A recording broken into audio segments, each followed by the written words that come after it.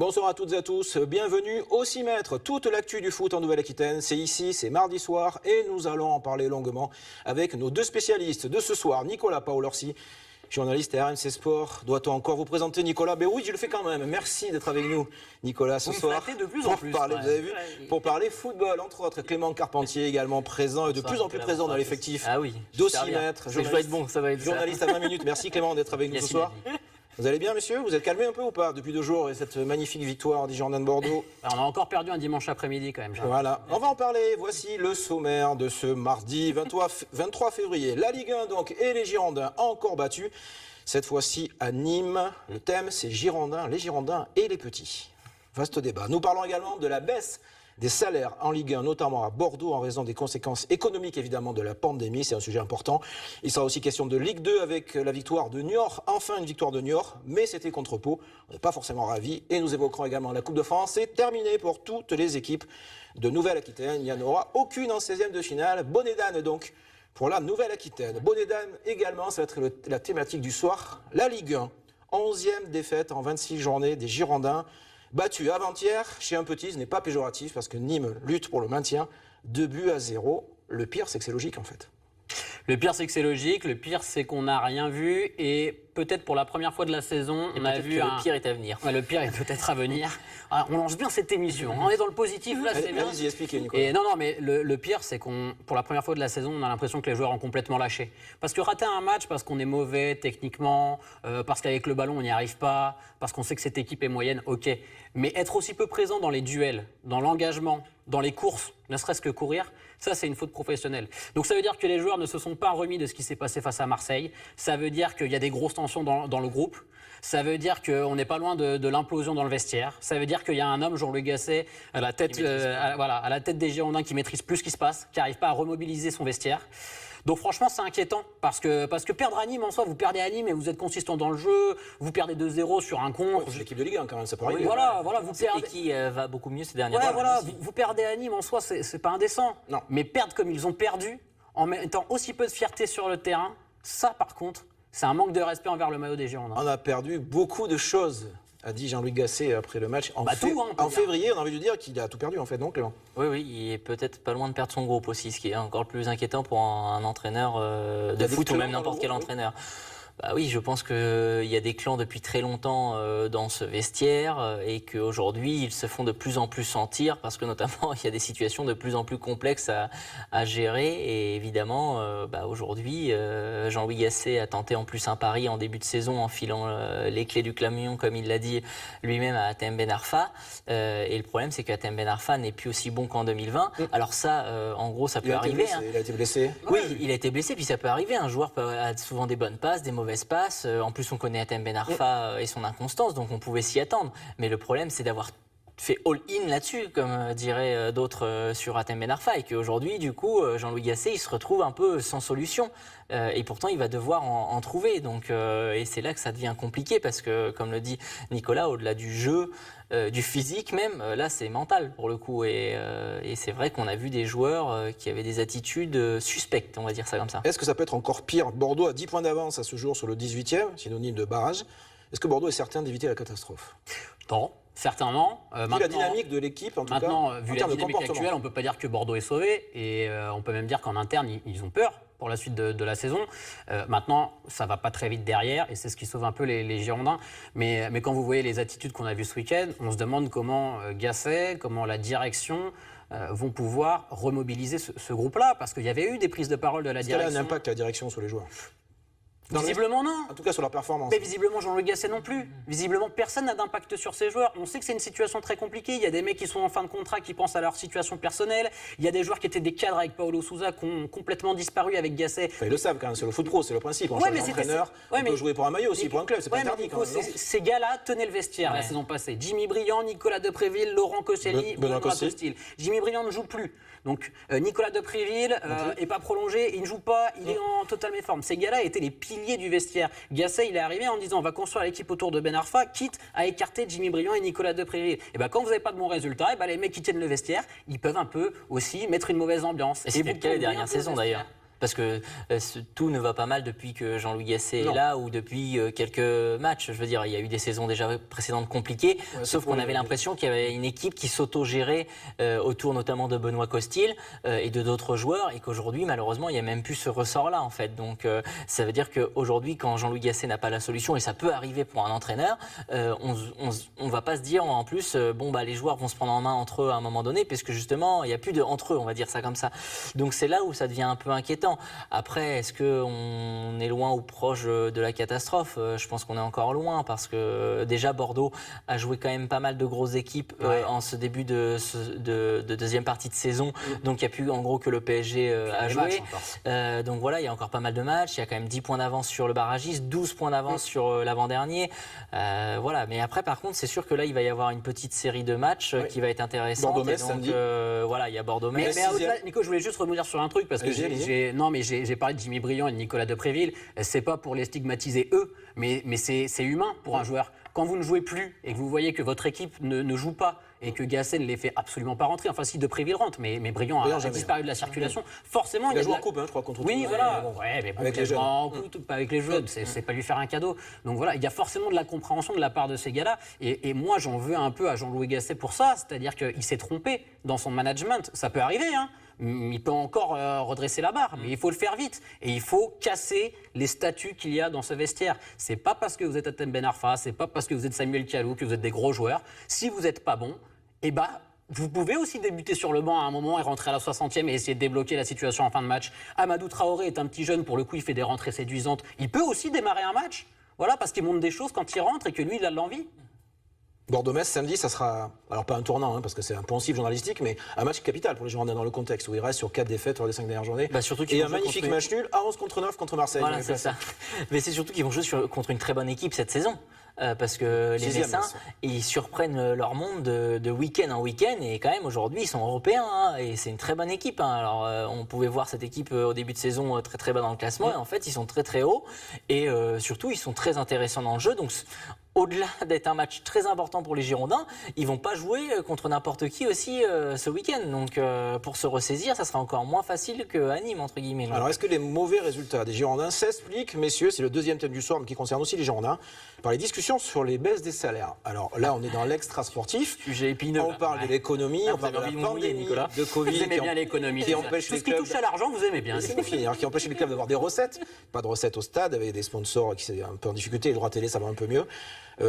J'ai cru c'est joué ça, que c'est compliqué aux Girondins pour négocier la baisse des salaires. On va revenir avec vous, Clément, juste après. Mais je vous poser la première question à Nicolas. Comment ça se passe à Bordeaux là?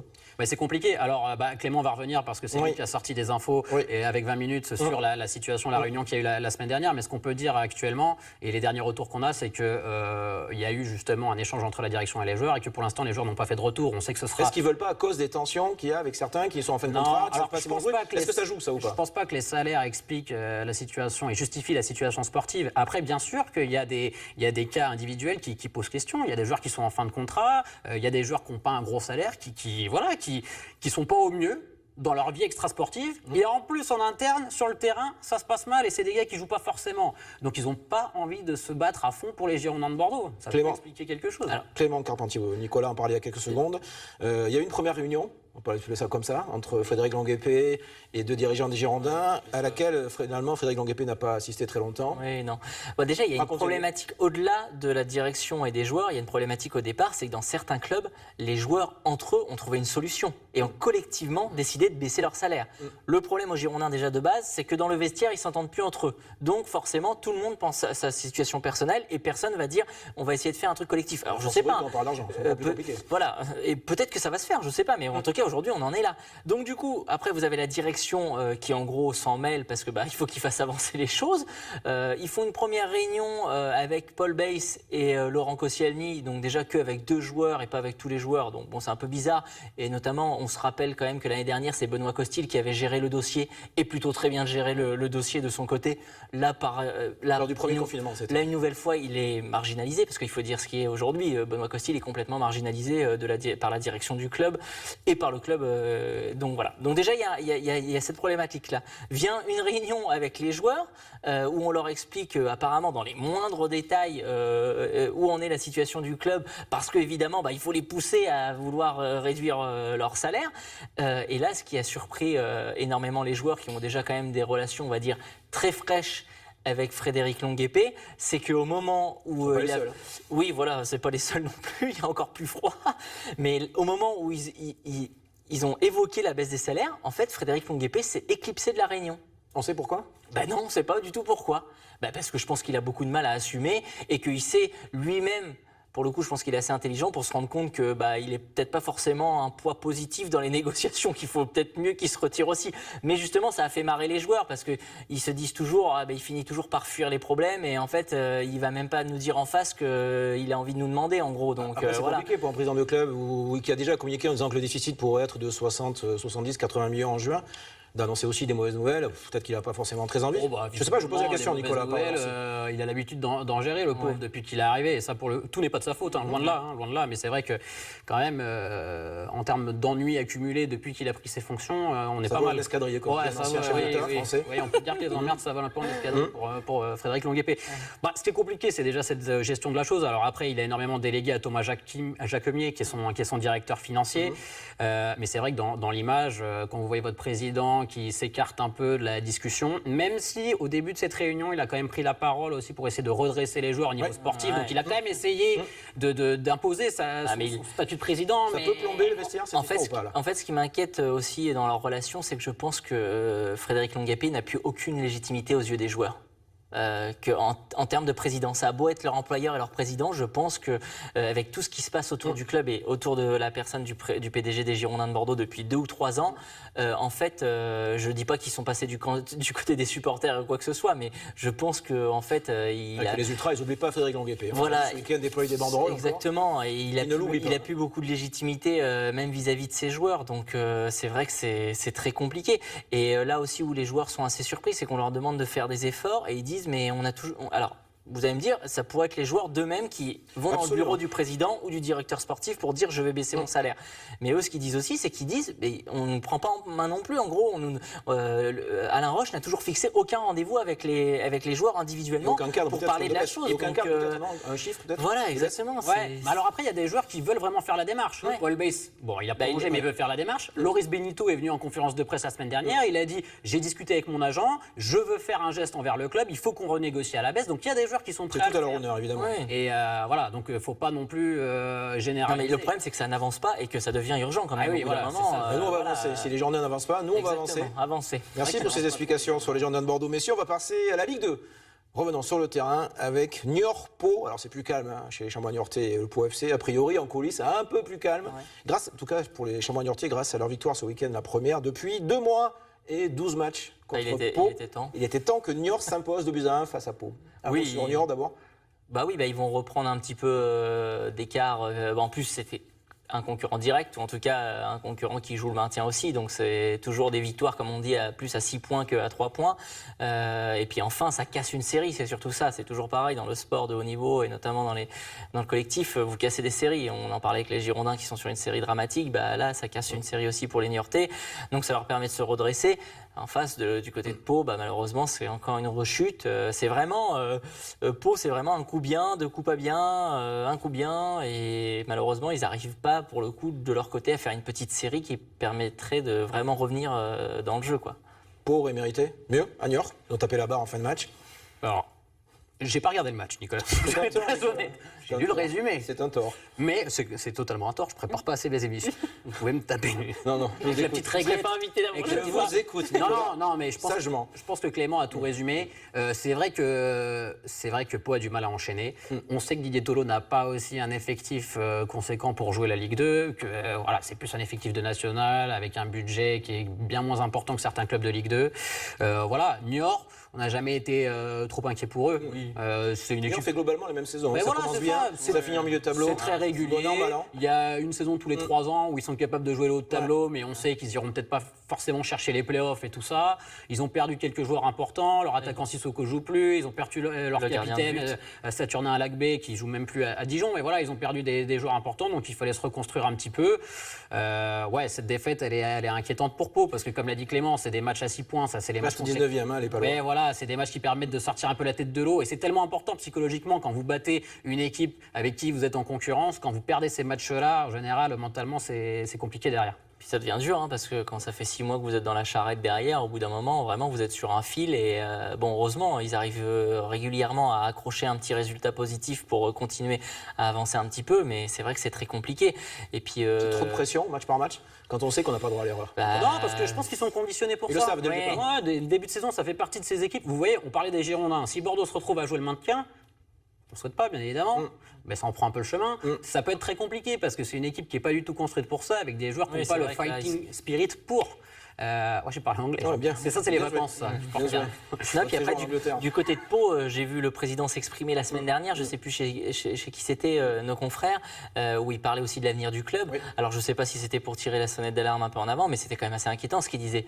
Parce qu'il disait qu'en gros, s'il descendait, il ne serait pas loin du dépôt de bilan. Donc, bon. Pau qui est revenu en son stade d'ailleurs, après avoir joué à ça Mons, dit- il joue à Noustecan, qui recevra le Havre ce week-end. On y croit un peu quand même pour Pau. Ils sont pas très loin, ils sont à Ouais, 3 mais ils points sont ou pas 4 du loin. maintien. Non, mais ils sont pas Ils loin. ont une victoire. Mais par contre, il faut prendre les points contre le Havre, par exemple, parce que le Havre, c'est une, neuvième, ouais. c'est une équipe de milieu de tableau qui, un coup, fait des bons matchs, un coup, fait des mauvais matchs. Mais voilà, c'est une équipe contre qui, vraiment, il faut prendre des points. Autant quand vous jouez contre Toulouse ou voilà, le leader de la Ligue 2. Ouais, Troyes, Auxerre, voilà, c'est compliqué, c'est mais plus pas contre le compliqué. Havre. Là, c'est un petit exploit. Là, contre le Havre, et que vous êtes dans cette situation-là, les gars, c'est 3 points et pas autre chose. On ne peut pas faire autrement, sinon on va pas s'en On sortir. appelle quoi. Didier Tolo après une regarde de temps en temps. D'ailleurs, on le salue Didier Tolo. Clément Non, Carpentier, et puis le mois de peut-être février, que c'est super important. On dit On lui souvent souhaite que. le meilleur, évidemment, à Didier Tolo, comme à Niort d'ailleurs. On dit souvent que le mois de février, c'est le plus important. Donc voilà, faut pas lâcher maintenant. Ils sont pas loin. La Ligue 2 est tellement dense qu'ils sont capables d'aller gagner même chez des équipes qui jouent le haut de tableau. Ils l'ont déjà fait, battre des gros. Donc faut Et vraiment pour le pas coup, il lâcher. propose des choses quand même assez intéressantes. C'est pas Dans une le jeu, équipe oui. non plus qui est catastrophique Non, à dans le avoir jeu, c'est joué et intéressant. qui s'en sort à chaque fois par miracle. Il y a bien plus mauvais en Ligue 2. En Ligue 1 aussi. On va terminer par la Coupe de France, messieurs. Pour terminer, on va terminer d'ailleurs, pour terminer, c'est une répétition Le avec foot vous manque, vous, hein. Les tacles à hauteur du genou, vous manquent. Hein. l'élimination ce dimanche des 2 derniers clubs de Nouvelle-Aquitaine. C'était 2 clubs amateurs, donc on ne va pas leur tirer dessus, surtout pas. Lège Cap Ferré et le Stade Poitvin qui ont été tous les deux éliminés à l'extérieur au tir au but et après avoir tous les deux mené au score. Bon, pas de surprise. Ouais, Il n'y a Lège pas eu Cap- d'exploit, c'est dommage. Cap Ferré qui apparemment a joué à guichet fermé, ce qui est quand même un comble au temps du Covid, mais bon, non mais c'est incroyable quand même. Quand on regarde le résumé du match et tout, ils On expliquent aurait qu'en aimé fait, qu'il passe quand même, non? Ouais, bah évidemment. Il y a un amateur de l'équipe on aurait amateur de la aimé région qu'il qui est un peu passe. loin, parce que les pros ont été Là, c'est éliminés vrai déjà. que, ouais, et puis ça fait quelques saisons quand même qu'il n'y a pas eu un club qui a fait un vrai parcours en Coupe de France ici en Aquitaine. Du coup, c'est un peu dommage quand même, parce que là, ils étaient à une marche de rejoindre les 16e de finale. D'affronter ouais. une équipe pro, a priori. Ouais, voilà, d'affronter une équipe Toulouse. pro et tout. Parce que Aubagne va jouer Toulouse, donc Ouais. Lège aurait pris Toulouse. Mais non, mais c'est vrai que le match de Lège, il est incroyable parce que pour que nos téléspectateurs comprennent, en fait, huis clos, bien évidemment. À au Lège, stade. mais là, ils ont joué à Aubagne. Ils étaient à Aubagne, ouais. sauf qu'à Aubagne, vous êtes sur un stade un peu surélevé, avec des grillages partout, et donc il y avait 800 fans du club qui étaient en train de mettre une pression de fou sur la séance de tir au but. Donc ça a un peu agacé, voire prodigieusement agacé le coach de Lège qui a dit, il a même dit, on peut être un peu grossier dans cette émission, Nicolas ou Non. pas voilà. Bon, il a dit le huis clos, voilà quoi. C'est pénible. Ouais. Il a dit le huis clos, c'est pénible. Voilà, c'est ça. Je n'ai pas été grossier, vous remarquez. Et le club équipe amateur éliminé, Nouvelle-Aquitaine, équipe pro aussi. Bon, bah, voilà. Bah, De on va finale, plus- pourquoi faire On va plus regarder la Coupe de France, là, on s'arrête là, hein, malheureusement. Non, mais dès le mois c'est de vrai que février. c'est Clément l'a dommage, dit, sérieusement, c'est en termes dommage. du vivier de club et dans, le niveau du foot amateur en Nouvelle-Aquitaine pose un peu question parce que bon, il y a Tréhissac. Surtout autour dans le coin, là. hein, Voilà, il y a Tréhissac qui est Angoulême, qui arrive à faire quelques résultats par-ci par-là, mais sinon c'est assez faiblard ces derniers temps et on aimerait bien avoir une petite épopée. Beaucoup d'équipes en National 2 ou National Ouais. 3. Et Et sinon, qui il n'y en a arrivent que pas, 2 en Ligue 2, ouais. en Nouvelle-Aquitaine, Niort et Pau, et une en Ligue 1. Non, mais un club club comme Granville, qui est en national depuis plusieurs saisons. Longtemps. C'est des habitués. Sven Lovenex, il nous entend. Des épopées en Coupe de France. Des Girondins. Non, c'est des habitués. Donc voilà. Et nous, c'est vrai qu'on n'a pas ça. On n'a pas cette culture de la Coupe de France. Non, il revient tout le temps à Granville. Je sais pas pourquoi. Ce match-là, il a marqué Nicolas Paul. Il y a quelques années, en janvier, Bordeaux avait été éliminé en 32e de finale de la Coupe de France par Granville. Un jour de grand vent. Les Girondins avaient sombré de buts. Première de Jules Koundé. C'était la première de Jules Koundé. Jules Koundé, excellent, l'un des meilleurs défenseurs de la Liga. Aujourd'hui, en Espagne, qui a joué chez les jeunes à la Brède de Jules Koundé et qui a été formé aux Girondins de Bordeaux. Merci. Clément Carpentier, journaliste à 20 minutes, Nicolas Paul. On se revoit pour des bonnes nouvelles ou pas, nous Journaliste RMC pour une victoire aussi, on se quand même. Ça me mine cette émission, moi, Nico. On se retrouve mardi prochain pour reparler évidemment des Girondins de Bordeaux. Notamment, on sera à la veille de Bordeaux-Paris-Saint-Germain. Ça promet un beau résultat encore pour Bordeaux. Belle soirée à vous sur Noah. À très vite. Ciao.